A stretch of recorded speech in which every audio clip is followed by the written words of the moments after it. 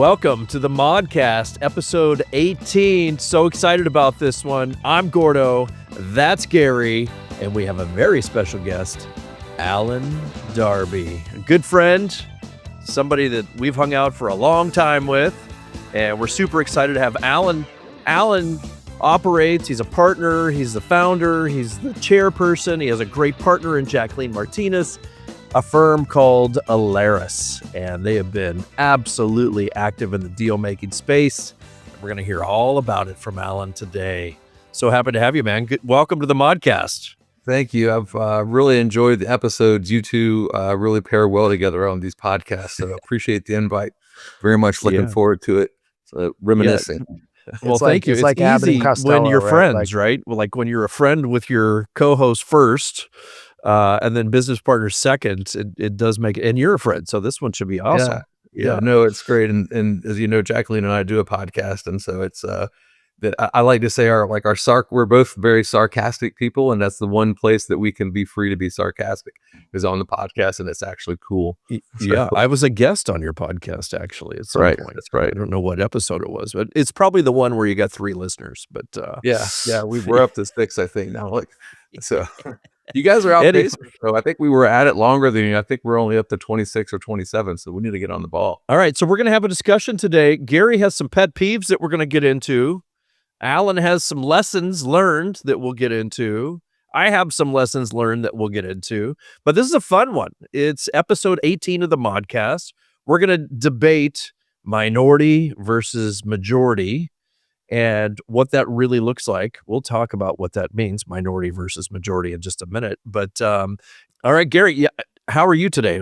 This is our first connection here. What's going on in your world? Well, I'm great. I already worked out this morning. It's morning here in California, and I'm working out again in the afternoon, and in between, I'm just working. Double and days. Recording nice. Yeah. I've done those since high school football. I got to do 2 a days. Yeah. Alan knows all about that. So it's great to have you, Alan. We first, just for our listeners and watchers, maybe just give us a minute on your background and Alaris and what you all do. Yeah.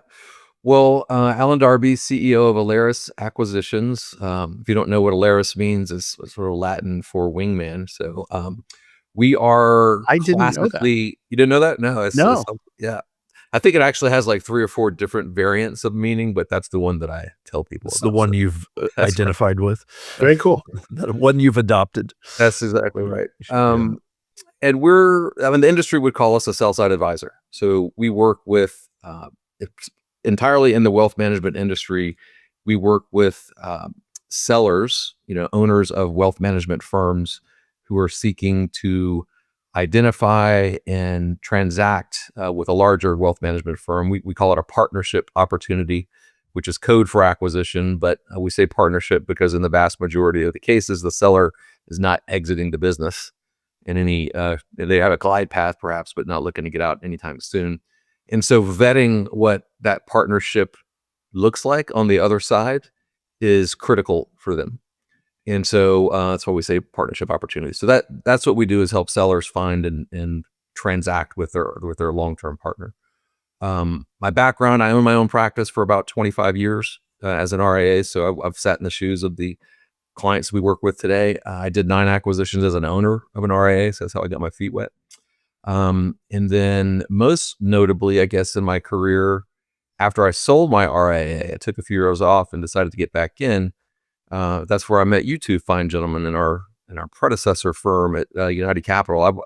I was what the industry would call a buyer advisor in that role. So I was exclusive to United. They were my sole client.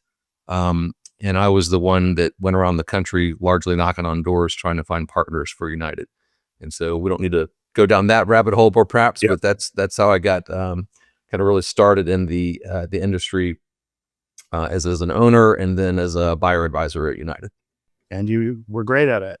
Yep. And Alaris, you represent sellers and you connect them with buyers. You have a sort of a whole wide range of buyers that you connect people with. So do you want to tell us a little bit about how you approach that? Well, we might even have time today to unpack this, the difference in sort of how we do business at Alaris.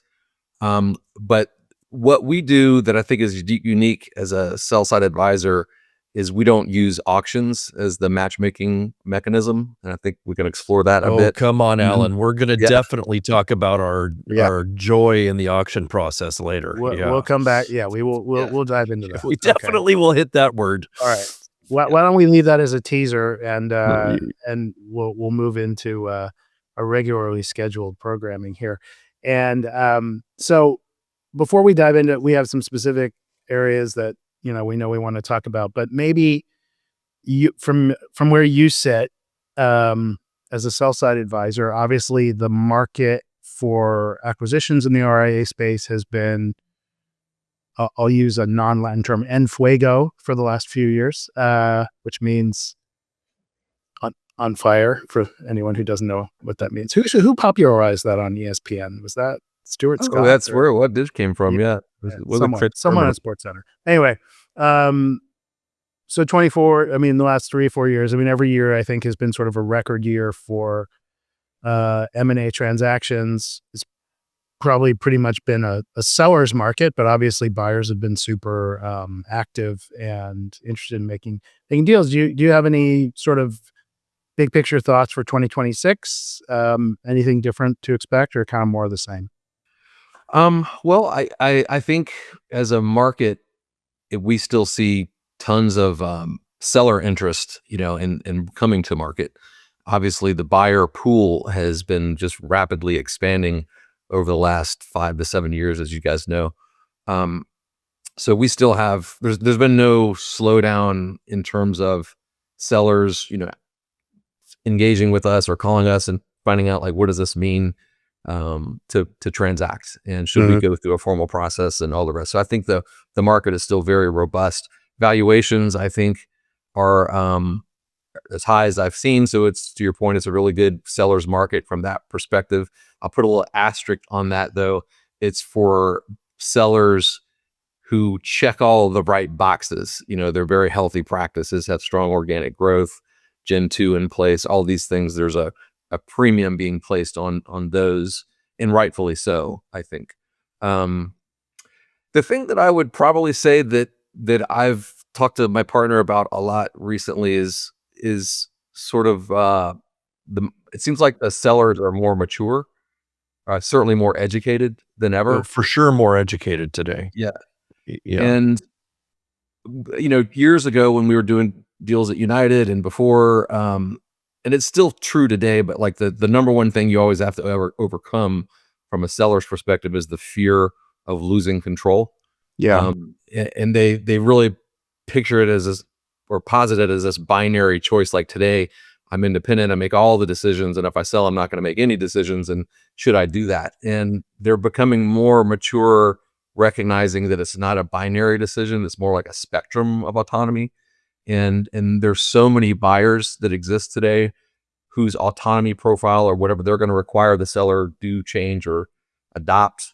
They can really design their autonomy profile. And so they're not as scared, I'll use that word specifically, about losing control, because I think maybe there's been so many transactions that have occurred now. They know people who've gone through them, and they don't see the boogeyman like they used to. They're much more mature about it.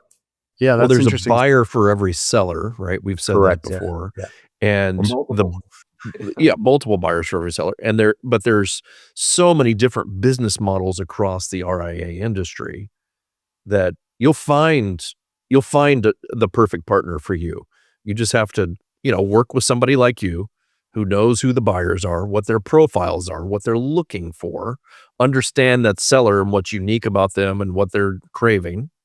And then you do a beautiful job. This is really, when you said wingman, I was like, man, that is exactly what you and Jacqueline are. You're the wingman. You're like, for both firms like ours who are looking for opportunities and the firm that you're bringing to market. So it's like this really beautiful matchmaking process that you work them through, and you know who to present that firm that you're representing to and who not to send them to. The latter part is actually a big part of what we try to do. Everyone talks about culture. The buyer and the seller typically ask them, like, what's the most important thing to get right? And this is excluding the math, but they'll say culture, and they might mean something different by that, but they basically mean we both want to be happy on the other side of the transaction. The problem with culture is it's subjective. It's not easily measurable. To me, you can only experience it. And so if you're a seller out there and you're saying all these buyers, hundreds of them, how do you know which one is a cultural fit? And trying to go about that process is very difficult if you're onesie twosying it, just going one at a time, or if you're going through the auction, like we'll talk about in a minute. We think you should start in trying to measure compatibility, which are objectively measurable data points between you and your prospective partner. Your fee model, your investment philosophy, what is your deal needs and objectives, things like the tech stack or custodians, and all of these things, which they're not really subjective, they're objective. And you can measure your compatibility if you know the data. And that's what we've done at Alaris, is we've spent years aggregating buyer data. And I'm bragging, but it's the most robust set of buyer information that exists. And so I can, after working with a seller for a period of time, learning their autonomy profile and their partnership preferences and their deal needs and objectives, all these things, we can tell them in the industry who they should consider talking to. Right. And it's a two-way compatibility. So I know before we ever contact the buyer, the seller is likely a take for them and the buyer is a take for the seller, because we have the data on both. So I like how you call it points of alignment, right? That's how you describe it. Like, how many points of alignment do you have with your potential future partner? And the more points of alignment, the better the match potential, the higher that potential is. Well, you guys have done it. Like, you've gotten one-on-one with a seller, perhaps, and there's a progression of data collection and learning information about one another. It takes time. But we find that, we've heard the story over and over. A seller will tell us that, I've been dating like all these firms one after another, and I spent 2 months with them only to get to a point where I learned something, or they learned something about me that was an obvious point of incompatibility. And we just wasted a month or 2 months at a time, and if they would have had that data up front, they would have eliminated that altogether. So if you have the data to be able to measure compatibility, it can be a tremendous time saver. So okay, we're gonna dig into a couple of the themes you just brought up. The first one I'd like to dig into, you mentioned a little bit earlier the question of control and how much control am I giving up when I'm selling my firm. And so one of my pet peeves that one of Gary's many pet peeves. I'm a very easygoing person. No, I'm totally teasing. This is a big one, though. For both of us. Well, it's a big pet peeve of mine. I'll say what it is, and then I'll say why it frustrates me so much when I hear this. And we don't hear it all the time, but we hear it sometimes from advisors. And full disclosure, as an acquirer, we have one model. We acquire 100% of the business. People come in, they're W-2 employees. That's our model, fully integrated firm. There's a lot of models out there. And as you said earlier, what's right for one person, and as Gordo said, there's almost like a flavor of buyer for every seller.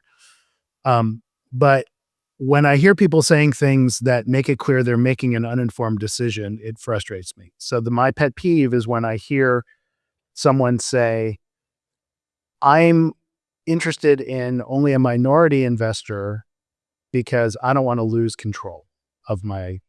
They might not even finish the sentence, but they say, like, I want to only sell a minority of my firm, i.e., like less than 50%, and it's usually less than 25 if you're talking about a minority investor. I think, because from a regulatory standpoint, it's a change of control at 25%. So, I want a minority investor, so I keep control. And my answer to that is control can mean a lot of different things. but you should assume that an investor, regardless of what percentage of your firm they're buying in terms of equity ownership, has the rights that matter to them. So you might own 75% of the shares, you might, whatever. And day-to-day management, all those things, that can vary very much, even between a 100% buyer and a minority buyer. And there might be great reasons to take a minority investment, and there are great minority investors out there. But what my pet peeve is people making an assumption that selling a minority interest in my business means I keep control. So you advise the sellers, so you see it from that side. So I'm curious what your take is on that.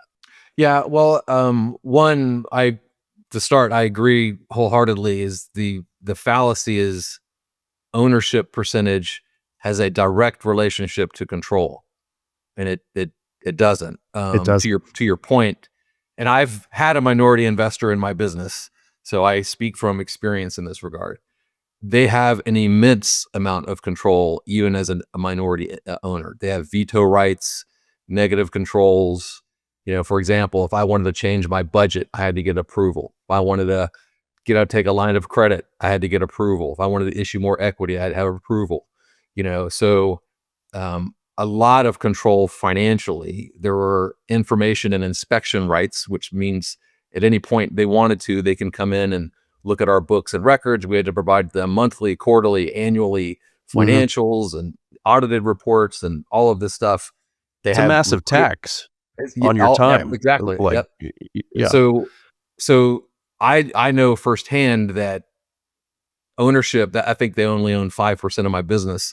But it sure did feel like an equal partner in terms of how they interacted. Now, so the first thing, we do get that question a lot, Gary, and it's usually like they come into the conversation with Alaris, and their mental frame is they seek a minority transaction versus a full acquisition. And the first question I ask is like, what has brought you to the conclusion that you think you need a minority as opposed to a full acquisition? And inevitably it will come back to these perceptions of control, and so we have to be, I won't say the bearer of bad news, but just to, get them rooted in reality that like, that is not true. If control, I can show you many full acquisitions that have what feels like more control than some of the minority deals I've looked at or been involved in, so you mean less control.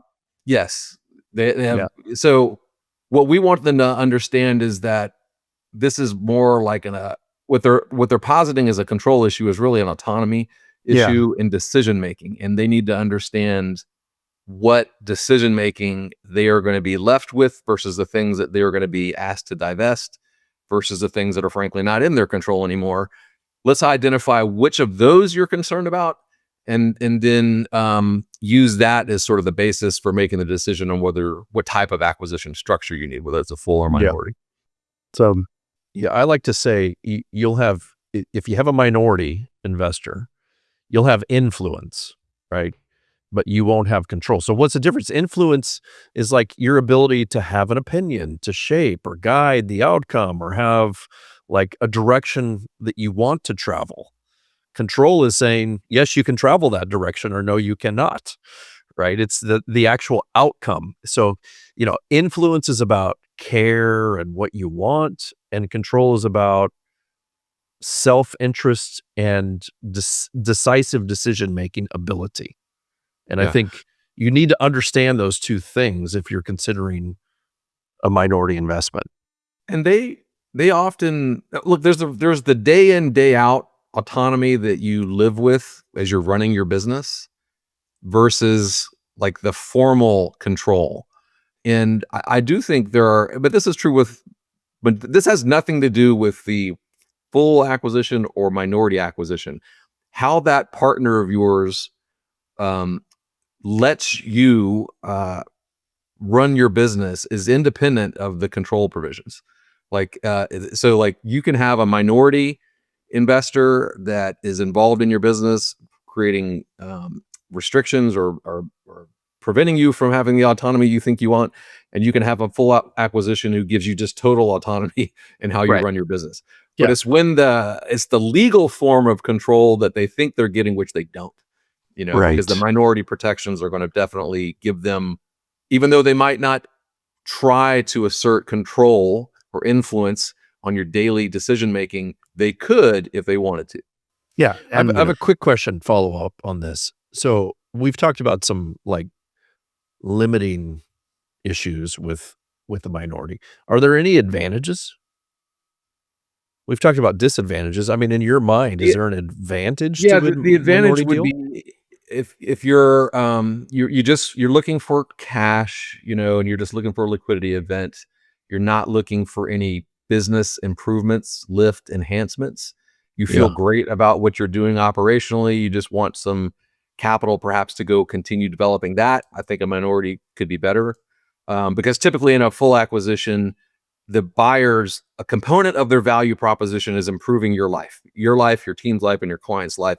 However they deliver that. Relief of operational burden, help with practice management, expansion of service and capabilities. Those things never come in a minority transaction. It only comes in a full acquisition.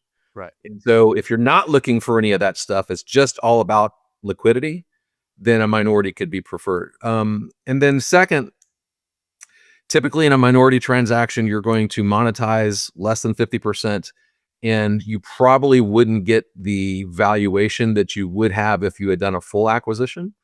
And you're retaining a percentage of your business, or if you want to just call it EBITDA, let's say we're retaining a percentage of our EBITDA that you expect to be able to monetize in the future at a much higher value than you would have had you not taken the minority investment. So so now we're getting deep into something that, so yes, you've sold a minority at a less than market value multiple traditionally.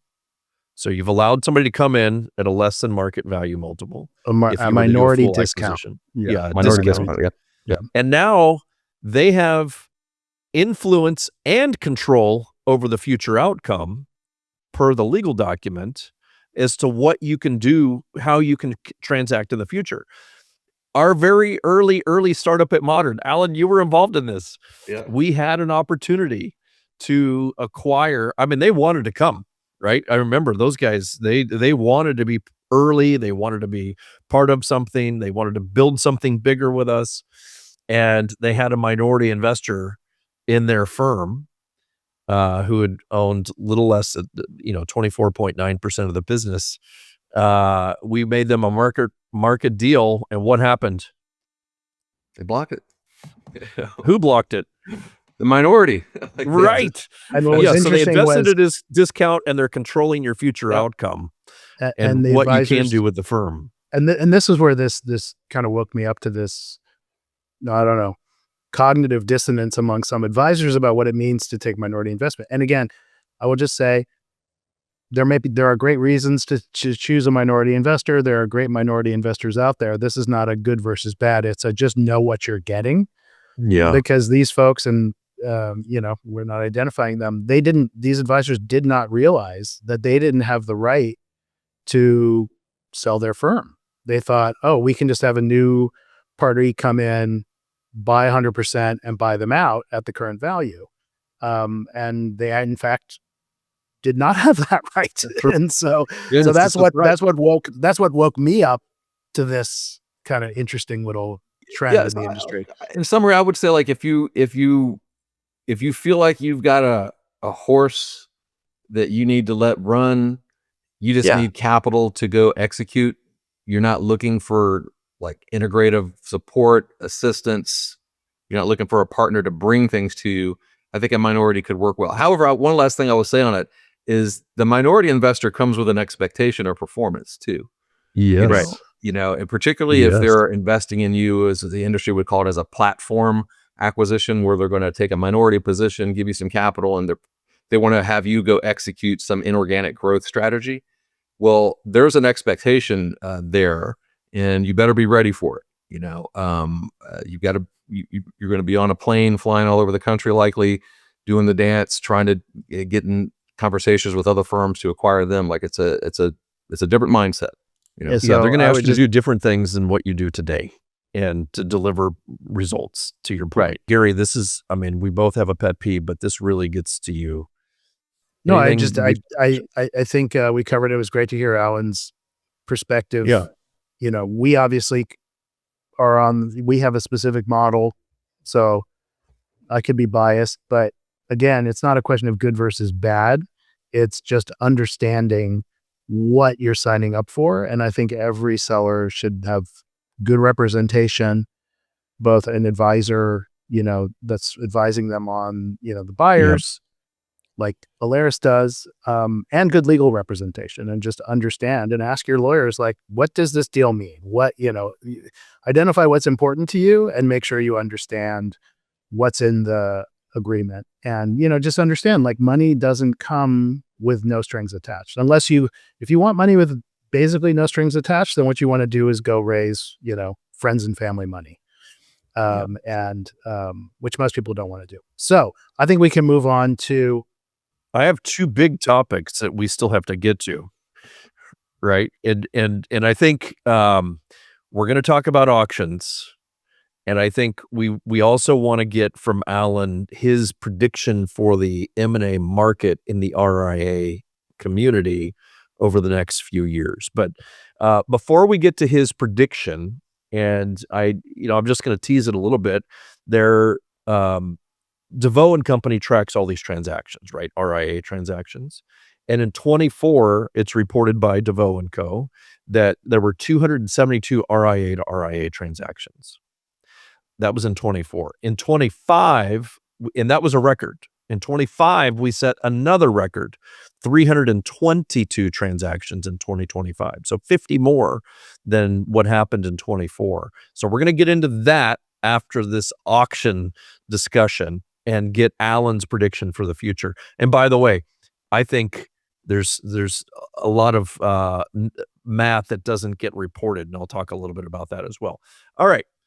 The auction house. Hey, Alan Darby, I've got that happens in this industry. It drives me cuckoo.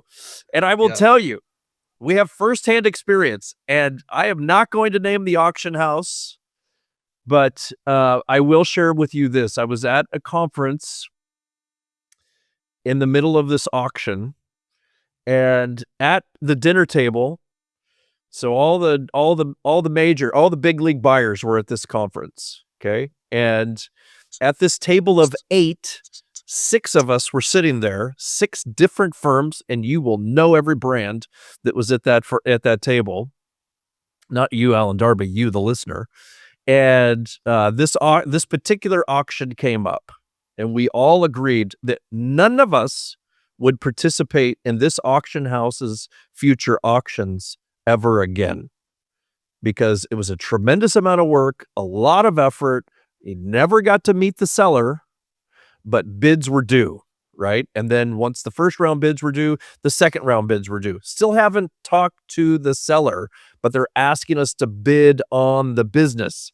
And our issue was this particular auction, they went to somewhere between 40 and 50 firms. That's what the auctioneer told us. So I got to believe that's true. First round bids are due. They literally put you in a spreadsheet. Again, you've never met the seller. They've never met you, the potential partner. And the spreadsheet is, let's say there were 40 indications of interest, IOIs. They took that sheet and drew a line between numbers 20 and 21 and threw those 20 buyers out. So in round 1, just because the math didn't put them in the top 50% of the category, you could have thrown out your 3 absolute best cultural fits, business model fits, relationship, future great friendships and relationships, all because the auctioneer is doing what? They're looking for the highest price. They had round 2, which we made it to. They then cut that sheet in half, and then you got to meet the seller. Yeah. We never even made it to the seller round. Well, the irony is that buyers that know they're participating in an auction don't put their best offer forward early, because they know they've got to cross through multiple rounds, and so they hold some dry powder back. And in doing so, they get eliminated from the auction. Right. So it's just really backwards how they run Who that. could be? I mean, and I'm going to tell you, at that table, there were 6 of us, and I think all 6 firms are pretty darn exceptional. Like, they know this business, they know how to acquire, they know how to integrate, they know how to build brand, they know how to build growth strategies, they know how to offload all the stuff that you don't want to deal with, compliance and marketing and HR and accounting and technology and all that stuff, right? Like, and then when the firm was announced, what happened, I was like, wow, that ended up in the hands of a firm that I don't think they understood what they were selling into. Yeah. Well, we see that all the time, and by the way, props for calling them auctioneers, because the reality is, they're sell-side advisors or investment bankers is the term they prefer to go by, my competitors, if you will. And I'm biased, obviously, but the thing about it I've found is that when you ask them, are you using an auction mechanism as your matchmaking protocol, they'll all say no. Well, we don't run auctions. But when you ask 100% them of to them say no. yeah, describe your process. Does it look something like this? We work with a seller to aggregate their quantitative and qualitative data. Ultimately, that lands in, the industry calls it a confidential information memorandum, or a CIM, which is a PowerPoint slide deck, 20 pages deep, of the firm and the opportunity. We did a whole thing about why is it SIM when confidential has a hard C. So I just want you to know. Another pet peeve. Another Gary Roth pet peeve. That's right. Good point. I've actually never pondered that. Yeah. Anyway, I'm just like, I don't care. It's a SIM. It's a confidential information memorandum. You'll get an email. You guys have gotten them before, announcing the opportunity, a high level description of the opportunity. With a teaser, one page, if you want to participate, anonymous. sign the NDA, and you're in the process. And then you're immediately hit with a big questionnaire, and respond to all these questions. Here's the SIM, and submit your indication of interest by X date. Very early in the process. Right. Very early in the process. What's your bid? Correct. Yeah, you haven't met them. And that's blocks of information. What's your bid? Like, purely financial. I haven't seen the house. What's the kitchen look like? Right? Like, does it have a kitchen? And so, for anybody listening, if you're talking to an M&A advisor and you ask them, do you use auctions? And they say no, well, ask them to describe their process for going to market. If it sounds like what I just described, they're using an auction. But it begs the question, if it's a horrible process, why do they use it? Well, because the auctioneer gets paid for the highest bid received. Yeah, the auctioneer gets their benefit is, well, there's a few benefits to the auctioneer. Number one, it's speed. I don't have to know anybody. I just have to have names and addresses, phone numbers, and email addresses. And I'm sending these SIMs all over the industry to people who've either shown interest in buying a firm or bought firms in the past, right? Yeah. So they just blast it out. There's no effort on their part. And then they're just accumulating data and showing this huge spreadsheet. Look at all this work I've done. Yeah, right? It's just math. But so my question was, I was actually kind of embedding an assumption in there. Is it true that an auction produces the highest valuation? I don't think it's true. I guarantee you it does not introduce your best partner. If you defined best partner or best deal, let's say, as just the math, that's one way of looking at it, but we don't define it that. We define it as the best blend of compatibility, culture, and economics. If you get those three together, that is how we would define the best deal. And the auction, as we've discussed, just totally ignores any of the compatibility and the cultural part, just focusing on the math. And so, if you're like the majority of buyers and sellers that we work with, who tell us that culture is the most important thing to get right, and by saying that, the seller does not mean and sacrifice my valuation, and the buyer doesn't mean we're willing to pay anything. It's just like they really want to get the culture right. Have you ever lost a sell side engagement because you take this approach and it's a more curated process, and you ultimately will introduce the seller to a smaller number of firms? I think you guys are usually like 5 or something like that. 3 to 5, the buyers we want to invite. Yeah, 3 to 5 buyers. Yeah. So do you ever lose engagements because people are like, no, I want want this to go out to as many people as possible because I don't think you're going to maximize. I've lost, I could count them on one hand, where we've gone up against other sell-side advisors and the seller fully understood what they were doing versus what we were doing, and we lost. Yeah. Typically it's from it's been a seller who's exiting the business, like within a 12-month time period or less. And all of the talk and discussion about culture is less relevant to them. Just looking for a payday. Yeah. And they think that having 50 buyers at the table is better. They don't care about their team and what happens. They don't care about their clients and what happens to them. Yeah. It's just how do I maximize my bank account? Yeah. And again, I don't think you get that from an auction. What's that?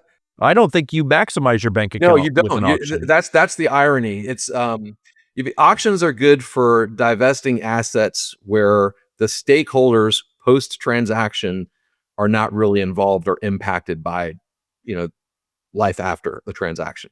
So selling a piece of real estate, selling a car, a watch, or something like that. Auctions are great. But that's not what happens here. In the vast majority of transactions, the owner, their team, they're joining the family of the buyer. The proper analogy is in a marriage. That's more akin to what's happening. Is your two are becoming one here, and so vetting that on multiple data points, all the quantitative data, the qualitative aspects of the partnership, to get that cultural fit right is very important. Now, what we believe at Alaris is when you don't invite 50 buyers to the table, and there's no way 50 buyers should be at the table in any process, in my opinion. When you shrink the number of buyers to a group where you've measured compatibility, we know why we should be talking based on a foundational set of data, which we understand very well. Run a narrower process. The advisor doesn't act as a gatekeeper between the parties. That's another topic.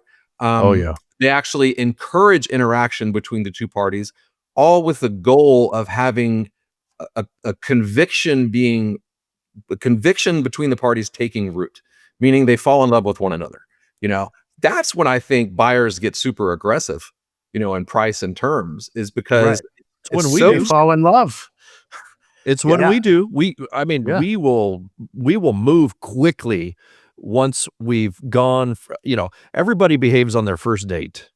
It's really dates 3, 4, and 5 where you really start to understand who you're dating.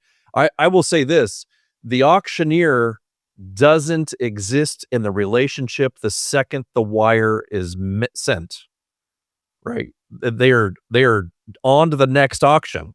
They don't care what happens post the wire. Yeah. No. I asked this question earlier because I believe running a compatibility screen, smaller process, you force, if not encourage the parties to interact to get to that subjective feeling of cultural match, is a way better process. I think it produces a better quality of life post acquisition. It produces a higher valuation, and both parties are happy. So why don't more advisors use it? And you touched on it, it's because they don't have the data. They don't know the buyers. They don't know anything about the buyers beyond their math. It's work, right. Alan. Yeah. And I would add this. So there's a term or concept called adverse selection. And adverse selection means a market problem where one party has more information than the other, leading to a skewed pool of participants. I just read that off of an AI tool, but you look it up. But I think that in an auction process, it's absolutely an adverse selection process because the seller thinks I'm getting the highest price because they're screening bids and then I'm only meeting with the people who are in the top quartile or whatever in bids. But you should assume that the buyers know a lot more about the economics of what works for them than you do. Because it's what they do every day. You're only going to sell this business once, but they do this all the time. And that's not a knock on anyone. It's just saying, because you don't really get to know them that well, you're choosing based on one criteria that might not be the most important criteria for you. And by the way, these deals are almost never, they're not 100% cash up front, right? Like there's deferred cash, Correct. There's equity, there's earn out components. So what is the price? So we all violently agree that auctions are bad. The good news is, because nobody out there identifies themselves as an auctioneer, no one's offended by this dialogue we've had. That's right. Well, that's All my right. job, Gary, is try to educate the market as on the auctioneers and wolf's clothing or sheep's clothing. Well, if they call me, I'm happy to give them a list of who I deem to be auctioneers in auction houses. Alaris works with lots of firms out there. How many buyers have you worked with over time? Something like over 80 or something? Over 80. It's over 80. Over 80. We're just one of 80 that have, been in processes with you. So it's not like we're in some captive relationship or anything like that. But we whether we win or lose, we appreciate the approach that you take very much. Yeah, very much. All right. So what happens going forward? Let's just make this one a quick topic. I teased it out. 322 transactions last year. Many of those not by an auctioneer, by the way. And none of those that were represented of those 322 by an auctioneer are happy today. I don't know that to be true, but it's my suspicion. All right. So I think there's a shadow market. I know there's a shadow market out there because I looked at where we ranked on this particular list and they didn't capture all the transactions we did last year because they're coming out of broker dealers, right? Yeah. They're coming out of an Osaic or a LPL or somebody like that. And that's not RIA to RIA. So those don't even get counted. So I think the market is probably at least twice as big as what we think it is, right? There are probably 600 or 700 transactions when you consider all those. And those are transactions over 100 million of AUM and in client AUM that's transacting. Yeah, no, I agree. A lot of transactions aren't being accounted. So what they were showing is woefully underrepresenting what's actually taking place. Yeah. And my prediction, and it's not a sexy one, I suppose, but it's just the trend will continue. The demographics of our industry demand it be so, and then I think that shadow market that you're referencing could become a very large component of it because the independent broker dealer channel, the broker dealer channel, I'm amazed at how uneducated those advisors are about what's out there in the independent space that Modern operates in. It's just shocking that how in the dark they are. And I'm not trying to be negative or insulting to them. It's just they're not aware. And so, but they're becoming aware. And well, the reason they're not aware is their source of truth is the broker dealer. Correct. They've lived in that world for 20, 30 years. They don't know another way. And so I think that is blue water for the independent channel. And I know several of those who have those broker dealers at independent broker dealers who have acquisition models. They're so underpriced in terms of how they're valuing their firms because they think they believe that the lack of pain of leaving justifies a lower valuation, meaning they'll just stay with us because they've been with us for 15 years and we don't have to pay what the market would pay for them. And it's a big discount. It's a steep discount. Huge discount. To the RIA buyer market, right? So what firms like us would pay, what we would pay in our peer group, it's considerably more than what the friendly broker dealer is offering the seller. Absolutely. Yeah. And the more educated those guys get, they're going to have to become more competitive or they're going to see a mass exodus. I think it's happening. Yeah, they are. And forget the independent firms are far more sophisticated than those broker dealer environments. Their tech stack, their client experience, investment options, all of the expansion of services and capabilities, the cost of integrated platforms. It's just nothing but good. Yeah, I agree. So I think that's going to continue. We just, markets withstanding and China invading Taiwan withstanding and things like that. I think we're in for a really, really good continued run. All right, guys, we talked about three big topics. We talked about minority versus majority acquisitions or investments. We talked about, so that was Gary's favorite topic. My favorite topic is the auctioneer and how terrible that is from both a buyer and seller perspective. And then, we got Alan's prediction for the future, which is as he said, not sexy. It's going to continue and it's going to accelerate. And I think you're right. It's total blue water when you talk about the IBD space and those advisors getting smart. Any last comments, Alan? No, well, just congratulations to the Modern team. Again, we've known each other for so many years. To watch Yep. you guys have the success you did at the previous firm, and then watching what you guys have done at Modern is nothing short of jaw dropping, frankly. To think about your growth trajectory juxtaposed against the previous ones, it's amazing. So kudos to what you guys are doing. I think you guys are fantastic, and I can't wait. We appreciate the next that. 3 to 5 years.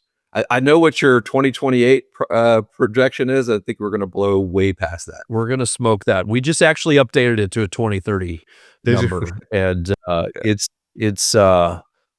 I'll share with you offline what that is, but it's a big number. I'll put it at that. And look, we're 33 months in, something like that, and we've completed 19 transactions. We have a 20th that is in the process of joining. They're out to clients now, having client consent done. So it's been unbelievable. We have a massive 26 on the books already, and we're just getting started, man. We're just getting started. Yeah. Gare, how about you? Anything for me? Yeah. This was fun. Thanks for being our first outside guest on the Modcast, and we'll have you back again. Maybe in a year we'll revisit the predictions and see what things are. But great to see you. Thanks for joining us. Thank you so much. Hey, thanks, Alan. That's the Modcast, episode number 18, State of the M&A Market. Hey, like, share, all that stuff on all the platforms. See you next time. Modcast.show for more. Yeah.